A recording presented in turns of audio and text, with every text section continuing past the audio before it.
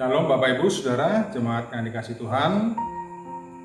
Kami menyapa selamat hari Minggu, Tuhan Yesus memberkati. Selamat kita beribadah kembali secara online. Bapak Ibu Saudara, jemaat yang dikasih Tuhan, hari ini kita mau mempelajari tentang ibadah. Sebagai orang Kristen, tentu kita memiliki kewajiban untuk beribadah, entah di gereja, entah di persekutuan, entah ibadah keluarga, dan sebagainya. Nah, di tengah-tengah ibadah, apakah sebenarnya tujuan kita ibadah tersebut? Tentu kita ingin menyenangkan hati Tuhan sebagai wujud rasa syukur kita, dan juga kita mendengarkan firman Tuhan. Pada hari ini kita mempelajari apa sebenarnya yang Tuhan kehendaki dari ibadah tersebut. Mari kita buka di dalam 1 Samuel pasal 15 ayat 22 dan 23. Tetapi jawab Samuel, apakah Tuhan itu berkenan kepada korban bakaran dan korban sembelihan sama seperti kepada mendengarkan suara Tuhan? Sesungguhnya mendengarkan lebih baik daripada korban sembelihan, memperhatikan lebih baik daripada lemak domba-domba jantan. Sebab pendurhakaan adalah sama seperti dosa bertenung, dan kedegilan adalah sama seperti menyembah berhala dan terafim. Karena engkau telah menolak firman Tuhan, maka ia telah menolak engkau sebagai raja. Bapak Ibu Saudara yang dikasih Tuhan, kita melihat dari firman Tuhan, tentu sudah pernah kita dengar sejak sekolah minggu tentang Saul dan Samuel. Bahkan ayat ini menjadi ayat hafalan bagi anak-anak sekolah minggu. Apa yang kita pelajari dari ayat-ayat ini Bapak Ibu Saudara? Bahwasanya apa yang disampaikan Samuel menyampaikan korban dan lemak korban bakaran itu baik, itu merupakan hal yang bagus di mata Tuhan. Tetapi kondisi yang ada dalam diri Saul pada saat itu tidaklah seperti yang Tuhan kehendaki. Ayat ini adalah teguran Samuel kepada Raja Saul. Mengapa? Karena Raja Saul diperintahkan untuk memusnahkan semua orang-orang Amalek dan harta ternak mereka, tidak terkecuali.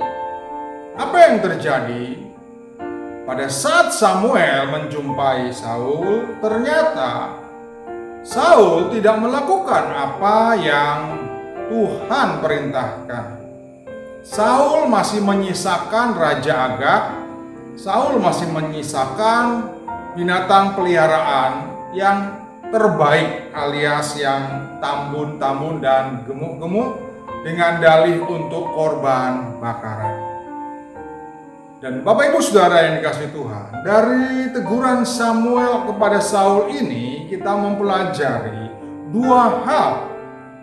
Di dalam ibadah tentu ada yang disebut korban, yang zaman kita modern sekarang ini disebut dengan liturgi atau puji-pujian atau ibadah itu sendiri.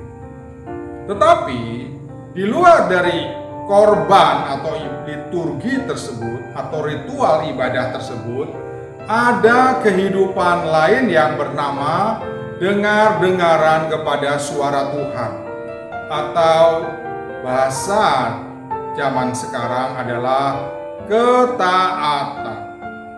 Apa yang Saul telah lakukan, ternyata Saul lebih mementingkan korban, mempersembahkan korban kepada Tuhan, atau melakukan ritual ibadah, atau menjalani liturgi. Sedangkan yang Samuel sampaikan, mendengarkan atau dengar-dengaran terhadap suara Tuhan itu lebih baik daripada korban.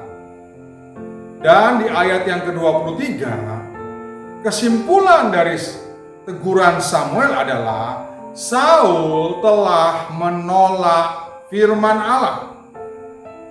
Artinya, apa yang diperintahkan oleh Tuhan itu tidak dilakukan oleh Saul. Saul menganggap dia sudah menjalankan firman Tuhan, walaupun mungkin hanya setengah dari apa yang Tuhan minta. Tetapi ayat yang ke-23 katakan, kamu telah menolak firman Tuhan. Artinya, apa yang dilakukan oleh Saul, entah dia seperempat, entah setengah, entah 3/4 melakukan firman, dipandang Tuhan menolak firman, alias tidak dengar-dengaran atau tidak taat. Nah, bukankah hari-hari ini banyak orang seperti Saul? Orang-orang Kristen hanya mementingkan ritual ibadah atau liturgi di dalam gereja tanpa memiliki hati yang mentaati Tuhan dan firman-Nya. Ada sebuah contoh di dalam Amos pasal yang kelima ayat 21 sampai 24. Mari kita baca bersama-sama. Aku membenci, aku menghinakan perayaanmu, dan aku tidak senang kepada perkumpulan rayamu. Sungguh, apabila kamu mempersembahkan kepadaku korban-korban bakaran dan korban-korban sajianmu, aku tidak suka, dan korban keselamatanmu berupa ternak yang tambun, aku tidak mau pandang. Jauhkanlah daripadaku keramaian nyanyian-nyanyianmu, lagu gambusmu tidak mau aku dengar. Tapi biarlah keadilan bergulung-gulung seperti air, dan kebenaran seperti sungai yang selalu mengalir. Bapak Ibu Saudara yang dikasihi Tuhan, Tuhan melalui nabinya yang bernama Amos memperingatkan orang Israel supaya jangan berlaku seperti apa yang sudah Raja Saul lakukan. Kalau Raja Saul melakukan korban bakaran tanpa mendengarkan suara Tuhan, demikian juga bangsa Israel. Alkitab menulis, aku membenci perayaan-perayaan, aku menghinakan semua korban-korban bakaranmu. Apa yang Tuhan mau dan kehendaki bagi orang Israel, ayat yang ke-24. Biarlah keadilan dan kebenaran itu bergulung-gulung atau selalu mengalir. Artinya Bapak Ibu Saudara, banyak orang-orang Kristen seperti Raja Saul dan seperti bangsa Israel. Mereka ketika ibadah, mereka begitu semangat. Tetapi kehidupan mereka di luar ibadah tidak seperti yang terjadi. Mereka tidak menghidupi arti ibadah tersebut. Artinya ibadah hanya dipandang manakala mereka ada di rumah Tuhan atau di gereja. Di luar gereja mereka bisa bertindak seperti seolah-olah tidak pernah melakukan ibadah atau tidak mau mendengarkan apa yang Tuhan firmankan. Bukankah ini sebuah ironi kalau Tuhan tidak suka dengan korban bakaran tanpa kebenaran dan keadilan? Ada sebuah contoh lagi yang akan kita baca di dalam Matius pasal 15 ayat 7 sampai 9. Hai orang-orang munafik, benarlah membuat Yesaya tentang kamu. Bangsa ini memuliakan aku dengan bibirnya, padahal hatinya jauh daripadaku. Percuma mereka beribadah kepadaku, sedangkan ajaran yang mereka ajarkan ialah perintah manusia. Jelas dalam perjanjian baru Tuhan pun tidak suka dengan mereka yang hanya melakukan ritual ibadah secara jasmani saja. Tuhan menegur orang-orang pada saat itu dengan berkata, "Benarlah apa kata Yesaya tentang kamu, hai bangsa yang munafik." Apa yang Tuhan tegur? Tuhan Yesus katakan, bangsa ini memuliakan aku dengan bibirnya, tetapi hatinya menjauh daripadaku. Artinya, banyak orang memuji memuliakan Tuhan, tetapi hatinya tidak dekat dengan Tuhan. Hatinya menjauh alias tidak mentaati Tuhan. Orang bisa saja dengan bibir yang manis memuji Tuhan, aku mengasihi Tuhan, aku menyembah Tuhan, tetapi pada kenyataannya perbuatannya tidak menunjukkan kasih kepada Tuhan, dan perbuatannya tidak menunjukkan penyembahan kepada Tuhan itu sendiri. Ritual ibadah seperti ini adalah ritual ibadah yang sia-sia di hadapan Tuhan. Sama seperti kitab Amos pasal 5 ayat 21 tadi. Aku menghinakan perayaan-perayaanmu. Aku tidak mau pandang korban-korban tambunmu. Tuhan tidak suka dengan ibadah yang seperti ini. Dan itu dipandang orang-orang yang seperti ini adalah orang-orang yang munafik. Orang-orang yang munafik juga dicatat di dalam Yakobus pasal yang pertama ayat yang ke-22. Tetapi hendaklah kamu menjadi pelaku firman dan bukan hanya pendengar saja. Sebab jika tidak demikian, kamu menipu diri sendiri. Jelas dikatakan di sana, kalau kita ibadah dalam persekutuan maupun dalam ibadah di gereja, kita akan mendengar firman Tuhan. Apakah sekedar kita mendengar firman Tuhan? Yakobus pasal yang pertama yang sudah kita baca tadi, kalau kita hanya mendengar tanpa melakukan, kita disebut menipu diri sendiri. Kita disebut munafik di hadapan Tuhan. Memang Bapak Ibu Saudara, yang Tuhan mau dalam kehidupan kita sebagai orang percaya adalah kesucian hidup. Kesucian hidup datang dari hati yang mau mendengar terhadap firman Tuhan. Bisa saja kita kelihatan baik dan saleh di gereja, tetapi di luar gereja apa yang kita katakan, apa yang kita perbuat jauh dari apa yang kita lakukan di gereja. Bukankah ini sebuah kemunafikan? Apakah ibadah seperti ini berkenan di hadapan Tuhan? Tentu Tuhan tidak mau ibadah yang keluar dari hati yang munafik. Tuhan tidak mau mendengar puji-pujian dari orang yang hatinya menjauh dari Tuhan, alias hanya ritual ibadah secara fisik tanpa ketaatan kepada firman Tuhan. Sebagai orang Kristen, Bapak Ibu Saudara, kita diminta untuk kasihilah Tuhan Allahmu dengan segenap hatimu, dengan segenap jiwamu, dengan segenap akal budimu, dan dengan segenap kekuatanmu.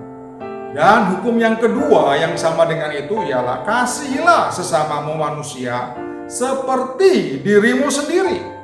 Sebelum kita menghadap Tuhan, bereskanlah dahulu kehidupan kita.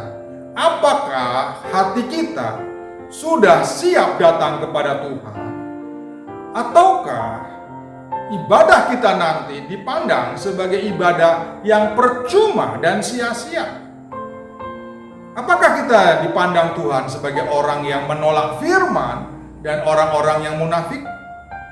Itu sebabnya sebagai orang-orang yang sudah ditebus oleh darah Yesus, jangan lagi kita kembali kepada cara hidup yang sia-sia. Penebusan Yesus supaya kita setelah dibenarkan, kita hidup dalam kebenaran. Kita menjalani hidup seperti yang firman Tuhan kehendaki. Ketika kita melakukan kehendak Tuhan, menerima firman, maka ibadah kita, korban kita menjadi ibadah yang berkenan dan berbau harum di hadapan Tuhan. Mari Bapak Ibu Saudara, melalui mimbar ini kami mengajak, kita mengevaluasi diri kita. Kita selalu mengkoreksi kehidupan kita. Apakah aku sudah memberikan korban yang berkenan di hadapan Tuhan lewat kehidupanku yang mendengarkan firman Tuhan? Tanpa koreksi ini Bapak Ibu Saudara, kita akan merasa selalu benar di hadapan Tuhan. Padahal tidak ada seorang pun yang bisa merasa benar di hadapan kesucian Tuhan. Mari, kesucian Tuhan akan menelanjangi kehidupan kita. Sebaliknya, jangan pernah kita merasa sudah benar dan sudah suci. Kita akan seperti pemungut cukai di hadapan Tuhan. Ampunilah aku orang yang berdosa. Bukan sebaliknya seperti orang-orang Farisi dan ahli Taurat yang begitu membanggakan kehidupan lahiriah dan ibadahnya. Aku tidak seperti orang pemungut cukai itu. Aku beribadah kepada Tuhan. Aku memberikan persepuluhan. Aku berpuasa 2 kali seminggu dan sebagainya. Di hadapan Tuhan, kesucian Tuhan akan membuat kita tidak ada apa-apanya. Oleh karena itu, berikanlah korban yang timbul, yang datang dari hati yang taat kepada Tuhan. Itu akan menjadi korban yang berkenan dan berbau harum di hadapan Tuhan. Bukan perayaan yang dihinakan dan diacuhkan atau tidak dipedulikan oleh Tuhan. Bapak Ibu Saudara yang dikasihi Tuhan, sebagai orang-orang percaya, kita mau membangun kehidupan kita berdasarkan karya penebusan Kristus. Kita menghargai penebusan yang sudah Yesus lakukan. Dari kehidupan kita yang sia-sia, kehidupan yang lama, menjadi kehidupan yang baru. Kehidupan yang didasarkan kepada hati yang rela dan taat kepada firman Tuhan. Jadi mana yang kita pilih? Kehidupan seperti Raja Saul, yaitu hanya mempersembahkan korban bakaran tanpa mendengarkan suara Tuhan, ataukah sebaiknya kita mengasihi Tuhan dengan kasih yang tulus, dengan ketaatan akan kehendaknya, dan kita mempersembahkan korban yang menjadi perkenanan Tuhan. Dua hal ini selalu terjadi dalam kehidupan kita sebagai orang percaya. Jangan sampai ibadah kita di hadapan Tuhan menjadi ibadah yang sia-sia, karena Tuhan memandang kita sebagai orang-orang yang munafik. Tetapi sebaliknya, penebusan Kristus mengangkat hidup kita, mengubah hidup kita, supaya Tuhan tidak memandang kita munafik, tapi Tuhan memandang kita sebagai orang yang berkenan di hadapan Tuhan. Tuhan Yesus memberkati.